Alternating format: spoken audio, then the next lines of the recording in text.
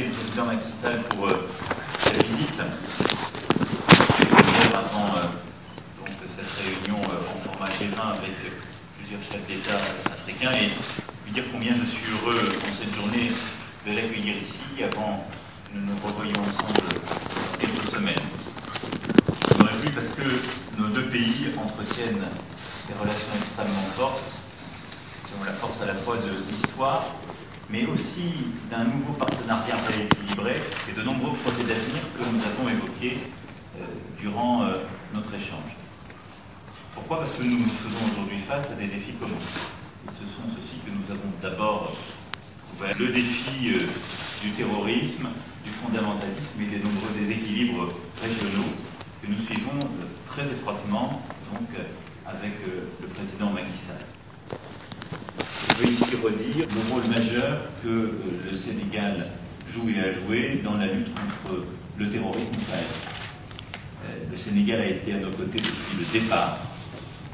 Je n'oublie pas que les premiers éléments de l'opération Serval se sont déployés à partir du Sénégal et que le Sénégal, déjà fortement engagé, deviendra dans les prochaines semaines le premier contributeur à la mission de maintien de la paix des Nations Unies au Mali. Et à ce titre, nous connaissons, et l'un et l'autre, le prix de cet engagement pour nos armées, pour les vies de nos soldats. Mais nous partageons aussi la même conviction, c'est la mobilisation résolue et durable des acteurs de la région qui permettra de faire refluer de manière irréversible la menace terroriste. Et à cet égard, au-delà des différents formats qui existent aujourd'hui, mon souhait est que la France puisse continuer d'une part cet échange stratégique, militaire et de sécurisation avec le Sénégal, et d'autre part continuer également le travail avec la CEDEAO, au-delà des forums régionaux qui peuvent être organisés, auxquels nous participons également. La lutte contre la déstabilisation, qui est le défi que nous partageons, c'est aussi celui que nous avons évoqué, en particulier en mentionnant le cas de la Guinée-Bissau et notre volonté partagée de participer à la stabilisation et de tout faire pour que dans la région, justement, il y ait les éléments nécessaires à cette stabilité qui est essentielle pour le Sénégal. Le deuxième défi que nous partageons, c'est celui de la lutte contre le réchauffement et le changement climatique. Nos deux pays, en notre point, ont réaffirmé notre attachement à l'accord de Paris et notre volonté de faire ensemble. C'est un défi extraordinairement important que nous confirmerons dans les différents forums diplomatiques par notre action résolue et commune et par l'action que nous menons dans nos pays et nos régions. Au-delà de ces défis mondiaux et régionaux, nos deux pays sont engagés dans une relation bilatérale extrêmement forte et que nous souhaitons continuer à renforcer. D'abord, en ayant une action résolue en matière d'éducation, de formation et de lutte contre le fondamentalisme, ce qui prévient l'émergence du terrorisme et de toutes les déstabilisations. C'est une politique de développement, c'est une politique de consolidation. La France est fortement engagée, en particulier à travers l'Agence française de développement et nos actions de coopération. Nous souhaitons aller plus loin, structurer avec le Sénégal une initiative forte en matière d'éducation et nous poursuivrons cela dans les prochaines semaines et les prochains mois. Nous souhaitons aussi que la coopération en matière économique puisse se renforcer. Le Sénégal jouit d'une croissance absolument remarquable, qui démontre la solidité, l'attractivité de l'économie sénégalaise. Nous avons plusieurs projets qui sont en bonne avancée en matière de transport urbain. Je pense au train express régional de Dakar qui vient d'être lancé et à l'engagement personnel du président que je remercie sur ce sujet. Je pense aussi à nos projets en matière d'énergie, d'aviation civile, avec la perspective de relance de la compagnie Air Sénégal, de numérique ou de défense, qui sont très importants à mes yeux et que nous continuerons à promouvoir. Et nous parlions à l'instant de l'accord de Paris. Il y a aussi des projets en matière d'énergie renouvelable que je souhaite que nous puissions ensemble fortement encourager et développer parce qu'ils seront la traduction concrète de cet engagement politique que nous partageons l'un et l'autre. sur l'ensemble de ces domaines, c'est l'esprit, pour moi, du nouveau partenariat que nous incarnons et que nous voulons développer. Un partenariat équilibré qui permet au Sénégal de réussir, aux Sénégalaises et aux Sénégalais d'avoir plus d'emplois, plus de croissance, plus de sécurité, une meilleure éducation, et qui engage pleinement la société civile, les acteurs privés de part et d'autre. C'est dans cet esprit que je souhaite que nous puissions ensemble continuer à approfondir, à renforcer la coopération qui est la nôtre et l'avenir de la relation entre le Sénégal et la France. Monsieur le Président, merci encore d'être là aujourd'hui. Vous pouvez compter sur mon implication personnelle pour aller en ce sens. Merci beaucoup, Monsieur le Président. Je voudrais à mon tour vous dire combien cette invitation nous tient à cœur.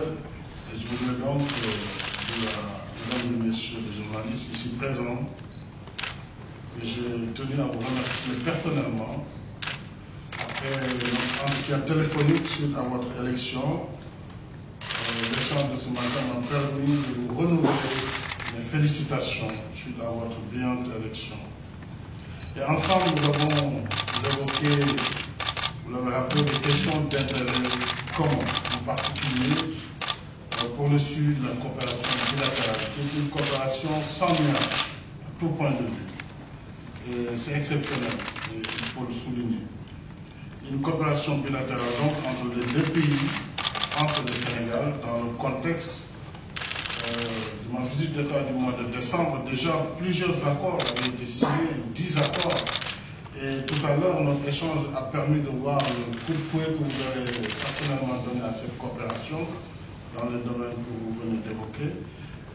Je voudrais rappeler, pour m'en réjouir, le projet de haute technologie du train express régional, qui est un train électrique qui va révolutionner le système de transport au Sénégal, en Afrique de l'Ouest, et qui illustre de la volonté de deux pays de projeter l'image d'un partenariat franco-africain rénové, et l'image d'un partenariat franco-africain moderne, tel que vous venez de le définir, qui tienne compte vraiment d'un partenariat gagnant-gagnant dans le cadre du futur qui nous lie, un futur pour notre jeunesse, pour nos jeunesses, un futur pour nos populations. Et je voudrais aussi saluer ce transfert de technologie de pointe, parce qu'il ne s'agit pas seulement d'une coopération classique, mais nous avons fait ensemble le pari de l'avenir, en misant sur un train électrique express, en misant sur une coopération dans le domaine des énergies renouvelables, où effectivement nous avons des entreprises françaises aujourd'hui engagées dans la production d'énergie propre au Sénégal. Et je voudrais donc dire aussi que nous avons en commun la réalisation d'un supercalculateur que nous développerons donc à Diamniadio, la nouvelle ville numérique du Sénégal. Monsieur le Président, je voudrais en tout cas dire que les domaines de coopération portent aussi dans des domaines aussi variés que l'agriculture, l'éducation et la formation professionnelle. La formation professionnelle sur laquelle notre pays, à travers l'AFD, déjà agit. Et nous allons renforcer cela dans le domaine de la défense et de la lutte contre le terrorisme. Nous avons aussi vu comment le rôle de la France en Afrique et dans le monde, particulièrement en Afrique de l'Ouest et du Centre, ce rôle va être magnifié aux côtés des Africains pour nous permettre de faire face à cette vague de radicalisme qui déstabilise nos États. Votre rôle avec la Barkhane au Mali et en Centrafrique mérite d'être souligné et d'être salué. Donc le Sénégal, comme vous l'avez dit, est pleinement engagé dans les missions de maintien de la paix et dans les missions de lutte contre le terrorisme. Nous sommes pleinement engagés au Mali et dans le Sahel. Et avec vous, nous verrons effectivement comment accompagner la région, la CEDEAO, le G5, tous les pays pour que l'Afrique ne soit pas de ventre mou dans la lutte contre le terrorisme. Parce que si nous laissons l'Afrique comme ventre mou, il est évident que tous les efforts qui sont faits aujourd'hui dans la Syrie seront vains, puisqu'il y aura encore, comme des vases communicants, un déploiement vers l'Afrique, vers la Libye et vers le Sahel. Donc, la sécurité du Sahel, c'est aussi la sécurité de l'Europe. Et vous l'avez compris, et c'est très important. Nous avons parlé du climat pour rappeler notre position, une position constante. Puisque lors de la COP21, l'Afrique a parlé d'une seule voix. Pour dire à nos partenaires, le moment est venu que les grands pays industrialisés puissent s'engager dans la constitution du Fonds vert. Et que l'Afrique, qui ne contribuait que pour 4% dans la pollution mondiale, quand même était la principale victime. C'est pourquoi nous sommes jaloux de l'accord de Paris. Et nous serons à vos côtés pour défendre cet accord, pour que l'Afrique puisse bénéficier non seulement du transfert de technologies, mais aussi la possibilité d'avoir une énergie propre qui sera quelque chose de bénéfique pour l'humanité tout entière. Et sur tout le reste, je crois que nous serons ensemble, la main dans la main, pour continuer les défis qui engagent l'Afrique et la France. Et je vous remercie encore une fois.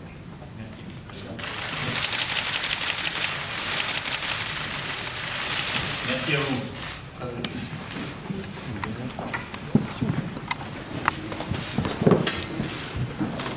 La position du Sénégal vis-à-vis du Qatar? Sur cette crise, vous savez, le Sénégal avait demandé le rappel de son ambassadeur au Qatar, mais compte tenu de l'évolution de la situation, je voudrais d'abord saluer la médiation de l'émir du Koweït. Et je pense qu'il y a un voisin qui est aussi en arabe, donc qui connaît parfaitement bien la situation.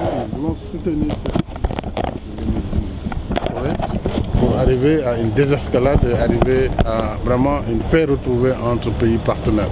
Évidemment, le Qatar est aussi un pays ami du Sénégal. Par conséquent, nous appelons toutes les parties à travailler dans la perspective d'une solution négociée qui sera dans l'intérêt de la Oumma islamique. Et donc pour cela, nous espérons qu'il y aura une désescalade, surtout avec ce mois de Ramadan. Maintenant, le président Condé, en tant que président de l'Union africaine, oui, s'il va intervenir, nous saluons également cette volonté. Monsieur le Président, sur le Fonds vert, est-ce que vous avez discuté avec votre interlocuteur? Bon, merci. Présentez-les.